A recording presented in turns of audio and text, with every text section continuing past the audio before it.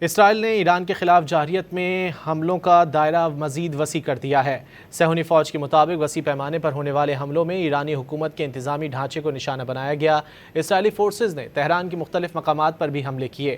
اسرائیلی فوج نے ایران میں نیوکلیئر پروگرام کی اہم سائٹس کو بھی ٹارگٹ کرنے کا دعویٰ کیا۔ تہران میں قم روڈ پر فضائی حملے میں ہلال احمر کے 3 ارکان زخمی ہو گئے۔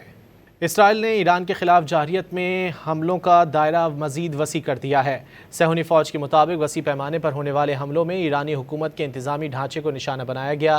اسرائیلی فورسز نے تہران کے مختلف مقامات پر بھی حملے کیے۔ اسرائیلی فوج نے ایران میں نیوکلیئر پروگرام کی اہم سائٹس کو بھی ٹارگٹ کرنے کا دعویٰ کیا۔ تہران میں قم روڈ پر فضائی حملے میں ہلال احمر کے 3 ارکان زخمی ہو گئے۔ اسرائیل نے ایران کے خلاف جارحیت میں حملوں کا دائرہ مزید وسیع کر دیا ہے۔ صہیونی فوج کے مطابق وسیع پیمانے پر ہونے والے حملوں میں ایرانی حکومت کے انتظامی ڈھانچے کو نشانہ بنایا گیا۔ اسرائیلی فورسز نے تہران کے مختلف مقامات پر بھی حملے کیے۔ اسرائیلی فوج نے ایران میں نیوکلیئر پروگرام کی اہم سائٹس کو بھی ٹارگٹ کرنے کا دعویٰ کیا۔